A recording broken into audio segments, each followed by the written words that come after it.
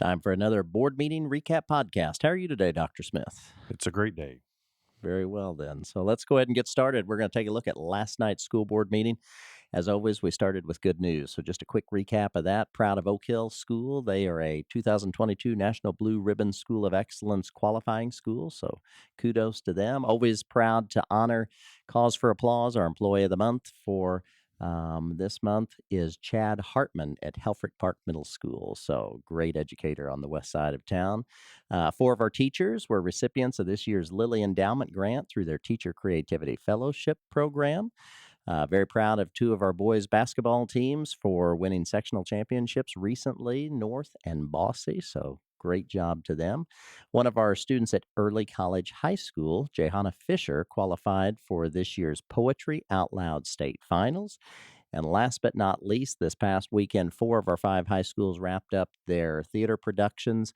Heard overwhelmingly positive feedback about all four of those shows. Our last one, Bossy, will do theirs in May, and so much work goes into that. So, as always, a lot of good news to share around the corporation. You bet, a lot of great things going on. Definitely. So that takes us, David, into consent items, if you would.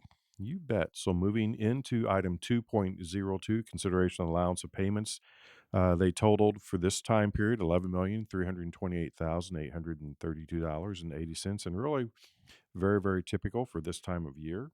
Moving on to item 2.03, consideration to approve the lease agreement with TEQ Lease Education Finance for the purchase of the high school Chromebooks. So at the previous board meeting, the board did approve purchasing the Chromebooks for our high schools. So this is going to be paid for through a combination of this lease agreement as well as student fees. And then item 2.04, consideration to approve the agreement with School Care Works. The current vendor that we use basically to manage student records and student attendance and invoicing and such for our extended day program is going out of business. So after a review, the folks that utilized what was Sproutery have decided to go with School Care Works for that software platform. And I think it actually is a slightly more robust platform, as well as it being a little bit less expensive. So that's always That's a win all around. it is. Item 2.05, consideration to approve the agreement with Mass Insight Education and Research. We've had a long-standing partnership with Mass Insight. We appreciate not only the trust that we have in that partnership, but as well as the fact that they know us well. So I think it really does provide for a very efficient working environment, and I certainly value the research and the findings that they bring to us.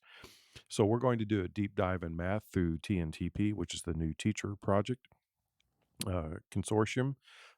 And you can see that the cost of that is $234,000 that will be paid for through ESSER 3 funds. So this is not only securing the best math content that's out there, but also will provide some support for our teachers. So we are looking forward to that.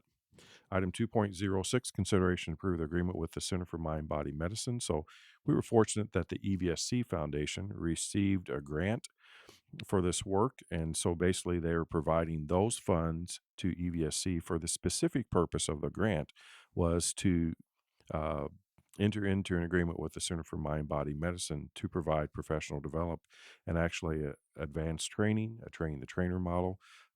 So this will be, I think, so important for our community. And I appreciate EVSC spearheading that. And I would encourage anyone that is interested to look up the Center for Mind Body Medicine and see the important work that they do really around the world. Yeah, a lot of good information out there. Really fascinating if you take a closer look at that. Yes. Item 2.07, consideration to approve the curriculum resources for the 2022-2023 school year.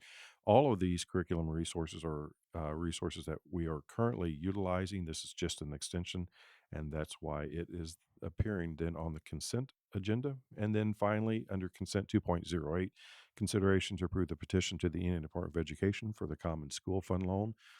We utilize these funds, really leverage these funds to provide the most up-to-date technology for our students and for our staff.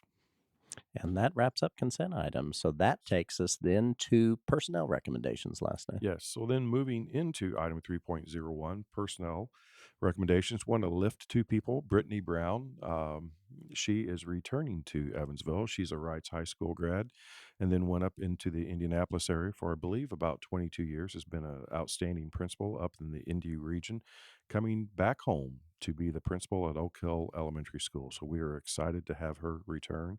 And then additionally, Darla Hoover, who's been a long term employee for us, 20 plus years, and also as a Bossy grad. She is assuming the position of the Chief of Schools and Instructional Core in our realignment. So, very excited to have her. Um, there was a panel of 4 individuals that interviewed 8 candidates for that position. We had internal as well as external candidates that made it into the interview process, and she did a phenomenal job, as did all of the candidates. But very very pleased that she went through that robust process and is going to be our new chief of schools and instructional core. And I think anytime you go through a process like that, I'm sure it's just enlightening to see just how much knowledge is out there among individuals that especially those on the internal side that can share all the great information they have. It's a very accurate statement. I enjoy the process. I hope those that interview also enjoy the process too. I think we always learn a great deal about ourselves and about others when we undertake that really important aspect of our work. Definitely, definitely. And then that takes us into 2 action items last Yes. night. So these action items both appeared as information items in the previous board meeting. So item 4.01, consideration to award the contract for the Culver Family Early Learning Special Education Center. So Daryl Angermeyer presented that before, and this is really renovating a room because we're going to expand our special education preschool, and the recipient of this bid was Empire Contractors. Then moving on to item 4.02, we're pleased to provide an upgrade for the playground equipment at Lincoln School. So that was action item 4.02. So Lincoln Playground will be renovated and upgraded by Art Construction, and that low bid was $270,650. So looking forward to that Yeah, for the students definitely. at Lincoln. Yeah, an exciting, very safe play space for them, and that's gonna be a great addition to that school, and then that takes us to 2 information items, both with Daryl Langermeyer. Yes. So item 5.01, consideration to award the contract for the Wrights High School Auditorium lighting upgrade project of 2022. So Daryl went through all of the legal process of when the bids were advertised, or when the project was advertised, when the bids were received, when the bids were opened, and then he recommended the low bidder, and we will ask that the board approve that in our next meeting, which is April 11th. The low bid for all of that work was $272,000. And then item 5.02, consideration of the K-8 textbook rental rates for the 2022-2023 school year. That was presented by Chief Facilities Officer Daryl Angermeyer. And um, unlike, I think, what happened many, many years ago where elementary schools had and K-8s had the same rate, now with the opportunity that our schools have to provide resources that are specifically tailored to the individual students of their schools, those rates vary a little bit. So we do differentiate that, as one can see just by um, next week when they are able to open up all of those.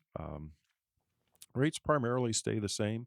There are a couple of schools where the rates have gone up perhaps just a little bit because of a pilot program that we're implementing, but the rates are pretty stable, and frankly, they are less than they were several years ago. Yeah, that's definitely been a change that we've Yes. seen over the last several years, and that wraps up information items, and then I know you just closed the meeting last night with your continued business section.